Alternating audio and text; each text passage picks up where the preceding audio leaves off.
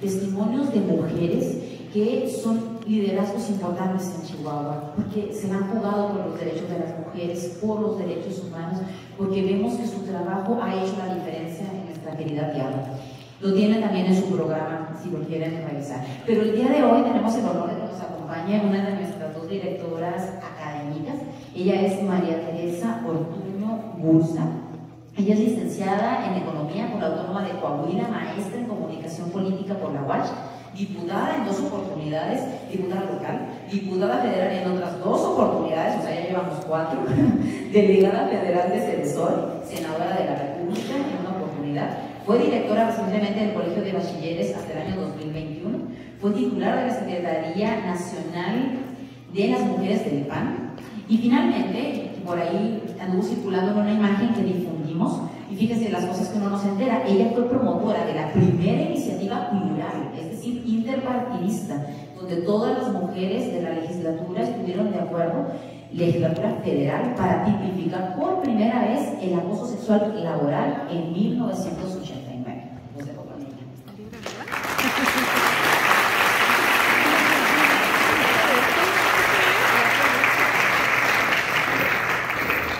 Desde mañana no me veo así,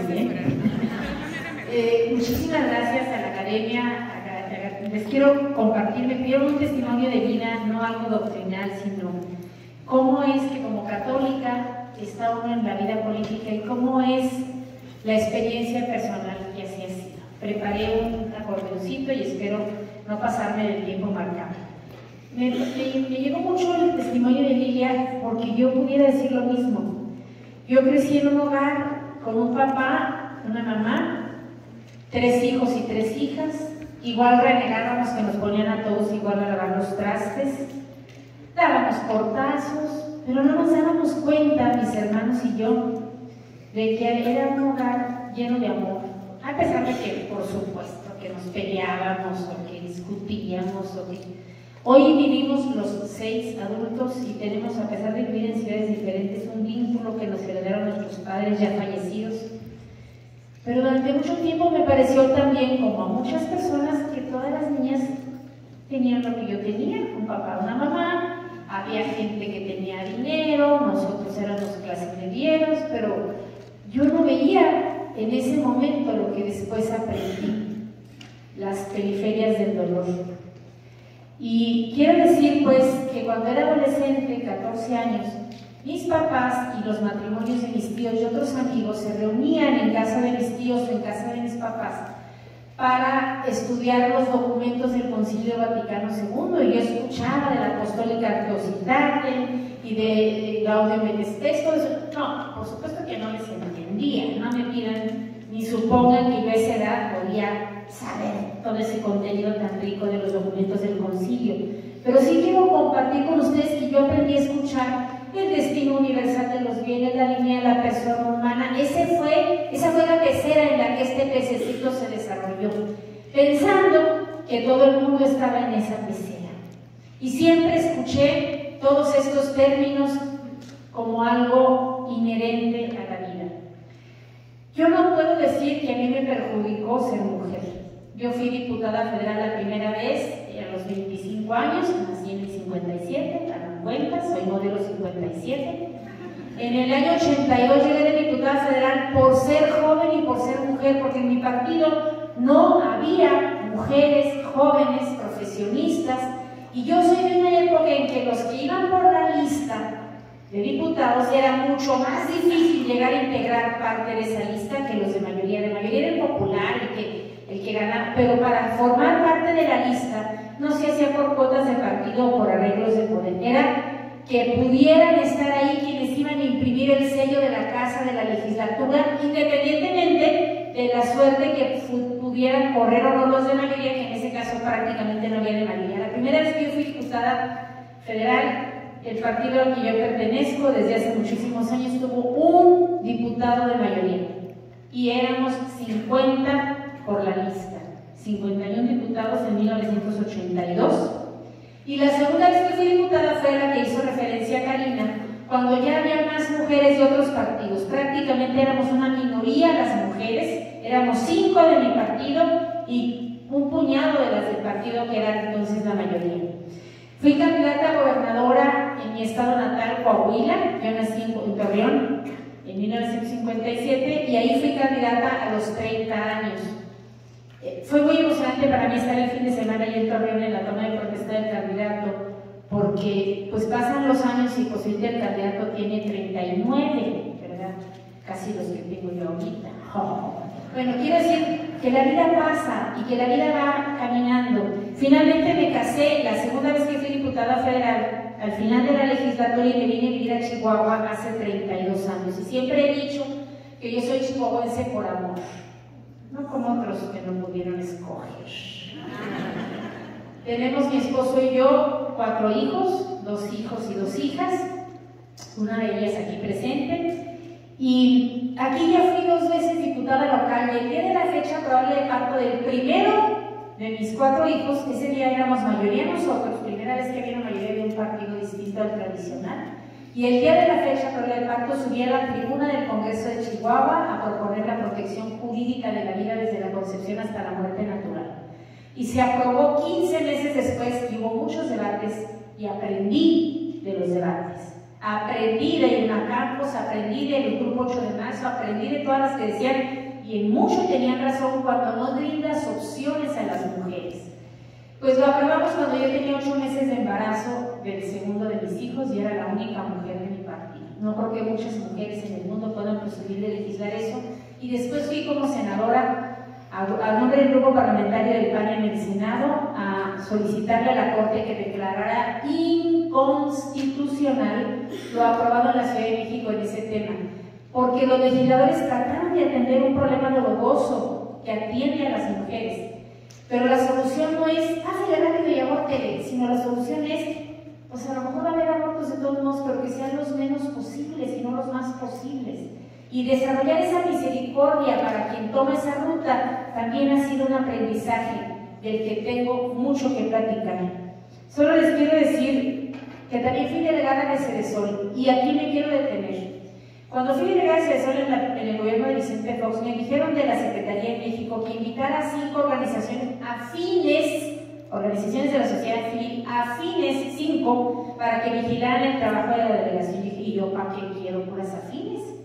Invité a 20 y en aquella ocasión invité a Graciela Ramos, a Esther Chávez Cano, a la Universidad Autónoma de Chihuahua, a la Universidad Autónoma de Ciudad Juárez, a Grupo 20 de chile, de dulce y de manteca, y fue cuando tuve el privilegio de tratar con frecuencia, nunca faltó a las sesiones del consejo de la delegación Chihuahua del Cedesol, a Graciela, y siempre hemos tenido esa posibilidad de dialogar con quien piensa diferente y aprender. Luego no es tan diferente, o si estás buscando las cosas con un espíritu humano, pues por favor, no es tan diferente.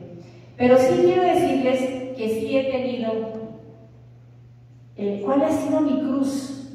La cruz en el servicio público, en mi caso, no es haber sido mujer, porque como les digo, para mí han sido muchas ventajas. Cuando a mí me preguntan, ¿y tu marido te apoya? Yo siempre contesto, no, hombre, el mendigo me empuja.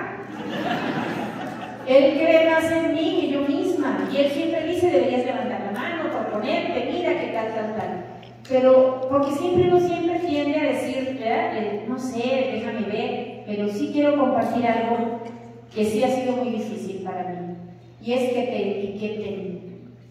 Que si alguien dice que robaste, el servicio público es muy complejo y muy ingrato, porque si lo haces bien, pues eso te pagan, y si lo haces mal, todo el mundo te va a señalar, y no siempre tienes la posibilidad, ni debes dar las explicaciones de por qué tomas algunas decisiones, porque a veces también tienes que proteger el buen nombre de algunas otras personas y a veces tomas decisiones difíciles, pero lo más difícil para mí es que te etiqueten, cuando para mí ha sido una clave de vida que el dinero público es sagrado. Yo siempre he dicho que los apellidos de mis suegros son apellidos limpios. Los apellidos de mis padres que yo heredé son apellidos limpios, y mis hijos tienen que recibir apellidos limpios. Lo único que uno tiene es el honor, y a veces he tenido muchas complicaciones cuando no se entiende desde diferentes ángulos, a veces desde el mismo poder y a veces desde quien lo revisa, lo analiza y lo critica, a veces de quien tiene como función atacar, porque si no, no vende. el que te tengan que señalar que robas. Pero finalmente también he aprendido que, ¿por qué no habrías de llevar esa cruz? ¿Por qué no habrías de morder el polvo y de ser humillada con aquella gente que piense? Pero a mí lo único que me queda claro es que yo me quiero ir al cielo. Y a pesar de las miserias y debilidades y de la culpa que sientes cuando dices, debí haberme dado cuenta, como cuando estuve en ese puesto no supe que tal cosa, no me alcanzó el tiempo para tal otro, y tú crees que te estás entregando al 100, pero no es cierto, siempre es posible haber dado un poquito más. Y yo lo que les quiero decir es que como testimonio tenemos que educar más a la ciudadanía, porque es muy fácil criticar al que esté en un puesto público, pero está el otro sentado nomás señalando y criticando y no se nos enseña a hacer escuela de ciudadanía. ¿Cómo? ¿Qué opinas de tal gobierno, de tal otro? Y nomás decimos, si me dio chamba, si me atendió, si me dio la cita, si me hizo un favor, que además era indebido, sí, palomita. Pero si no me hizo el favor que le pedí, porque a lo mejor era indebido lo que yo estaba pidiendo, o si no me dio chamba, o porque yo repartí volantes y luego no me acomodaron, y vas a un juicio que no nos enseñan cómo evaluar a un legislador, a un regidor, a un funcionario público de designación, a una persona de voto popular, a quien sea, a decir, esto le salió bien y esto le salió mal, independientemente de que yo haya votado o no por ello. Esa carencia de capacidad de evaluar a quienes ocupan los espacios públicos me parece que es un déficit grave, porque solo los queremos juzgar en base a cómo me fue a mí en relación a ellos y no en cómo les fue de acuerdo al puesto que ocuparon, cómo lo recibieron y cómo lo entregaron. Creo yo que entender que el dinero público es sagrado, que no debe haber proveedores favoritos. Yo puedo entender que los que llegan al gobierno puedan tener compromisos de campaña, pero si me permiten la expresión y no me la toman bien, pues no sean atascados, ¿no? O sea, vean que a lo mejor ganen algún concurso, alguna cosa, pero cumplan con las normas, cumplan con las reglas.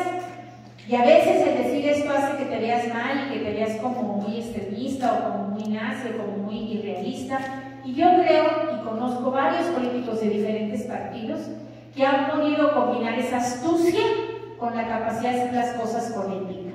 Pero la falta de más políticos así, he ido aprendiendo que también se debe a falta de ciudadanía así, que sepa acompañar a las autoridades, porque cuando está sobre el que tiene la tentación, no está alguien para decirle, no, tú sostente, no le hace que no sé qué, nomás está la gente para criticar y no para señalar a veces ese acompañamiento. Todo el mundo pide y muy pocos dan soluciones y proponen alternativas de propuestas a las autoridades.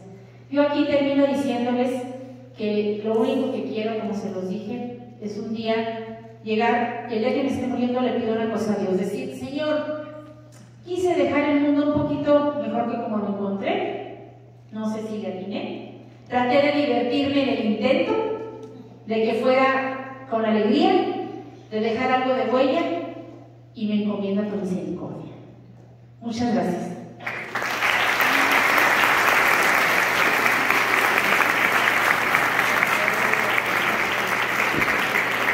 Agradecemos mucho a ustedes.